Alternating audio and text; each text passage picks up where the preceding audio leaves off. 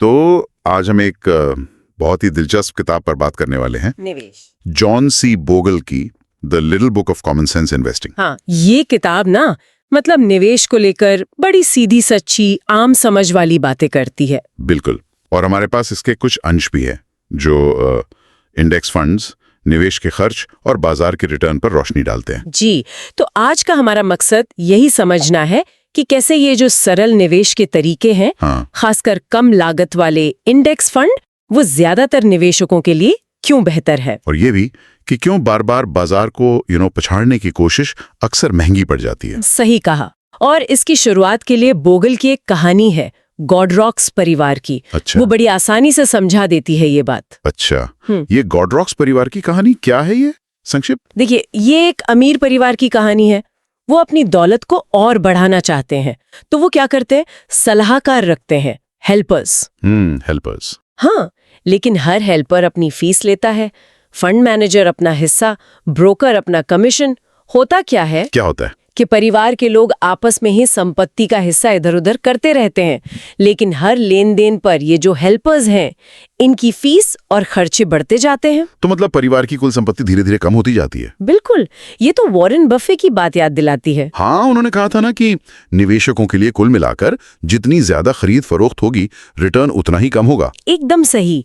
और यही निवेश की असली कहानी है, लागत, खर्चा। बोगल इसे बड़े मजेदार ढंग से कहते हैं, विनम्र अंक गणित के निर्मम नियम। विनम्र अंक गणित के निर्मम नियम मतलब सीधा सा गणित है। बाजार ने जो भी कुल रिटर्न दिया वो सभी निवेशकों में बटेगा, लेकिन उसमें से ब्रोकरेज कटेगी, फंड मैनेजमेंट की फीस कटेगी, सलाहकारों की फीस कटेगी, और वो जो फंड के अंदर शेयर खरीदने बेचने का खर्चा होता है, टर्नओवर कॉस्ट, वो भी कटेगा। अच्छा। तो ये सब कट-कटा-कर जो औसत निवेशक के हाथ में आता है, वो बाजार के असल रिटर्न से काफी कम रह जाता है। और ये जो लागतें हैं, ये समय के साथ कितना बड़ा असर डाल सकती हैं? कोई अंदाजा? अरे ये आंकड़े तो चौंका देते हैं। मान लीजिए बाजार आपको साल का 8% रिटर्न दे रहा है। ठीक है। और आपके निवेश की कुल लागत सब मिलाकर 2.5% है। हाँ, 2.5% सुनने में ज्यादा नहीं लगता। वही तो। लेकिन अगर आप $10,000 लगाते हैं तो 50 साल में बिना लागत के वो बन सकते हैं लगभग $4,69,000। वाह। पर 2.5% सालाना लागत के साथ वो सिर्फ $1,45,000 ही रह जाएंगे। क्या इतना बड़ा फर्क? हाँ, लगभग 70% पैसा लागतों में चला गया 50 साल में। समय जहां निवेश का दोस्त है, वहीं लागतों के मामले में वो दुश्मन बन जाता है। ये तो वाकई सोचने वाली बात है। लेकिन कई लोग सोचते हैं ठीक है, लागत ज्यादा है, पर हम सही फंड मैनेजर चुन लेंगे, वो बाजार से ज्यादा कमा कर दे देगा, लागत निकल जाएगी। ये मुमकिन है? यही तो मतलब सबसे बड़ा सवाल है।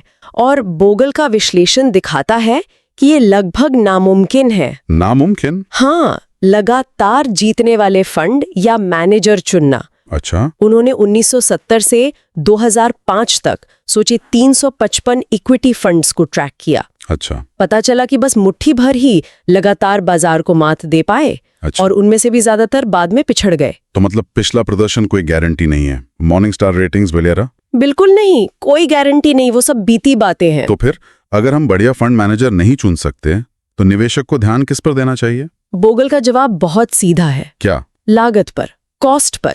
रिसर्च बार बार यही दिखाती है कि जिन फंडों की लागत कम होती है ना, हाँ, उनका प्रदर्शन लंबी अवधि में ज्यादा लागत वाले फंडों से बेहतर रहता है।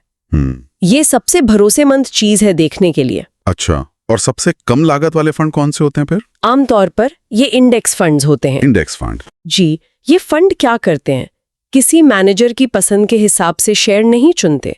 ये बस एक पूरे बाजार इंडेक्स, जैसे अपनी निफ्टी 50 है या अमेरिका में S&P 500, हाँ, उसमें जितने शेयर हैं लगभग सभी को खरीद लेते हैं और फिर बस उन्हें पकड़ कर रखते हैं। ज्यादा खरीदते बेचते नहीं है। अच्छा, तो उससे खर्चा कम हो जाता है। हाँ। मैनेजमेंट फीस बहुत कम, टर्नओवर लागत कम, अक्सर टैक्स भी कम लगता है, तो निवेशक को बाजार का लगभग पूरा रिटर्न मिल जाता है, बस वो नाम मात्र की लागत काटकर। ये तो बेंजामिन ग्राहम की सोच से भी मिलता है ना, कि असली पैसा खरीदने बेचने से नहीं, बल्कि अच्छी कंपनियों में हिस्सेदारी रखने से बनता है। बिल्कुल सही।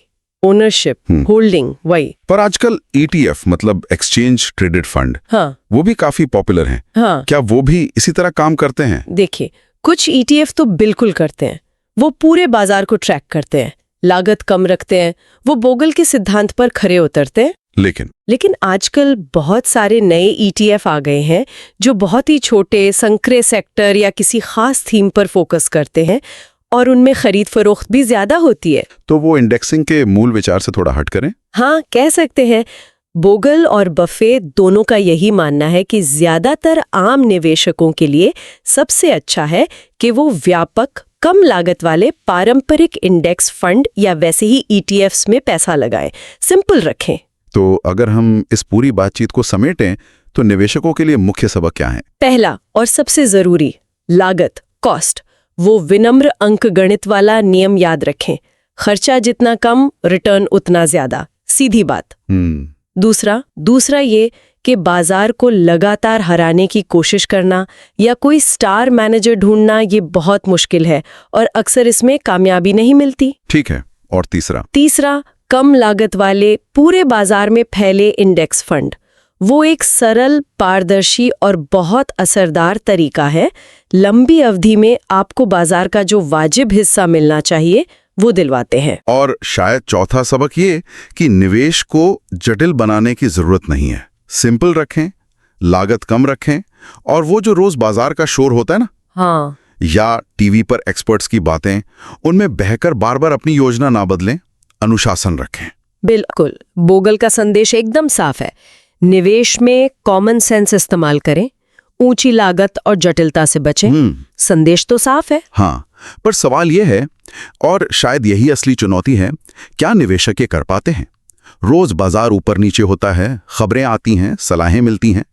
क्या इन सब के बीच शांत रहकर, अनुशासित रहकर वो अपनी उस सरल योजना पर टिके रह सकते हैं? ये सोचने वाली बात है। क्या वो उस धैर्य को बनाए रख सकते हैं? शायद यही $1 मिलियन सवाल है।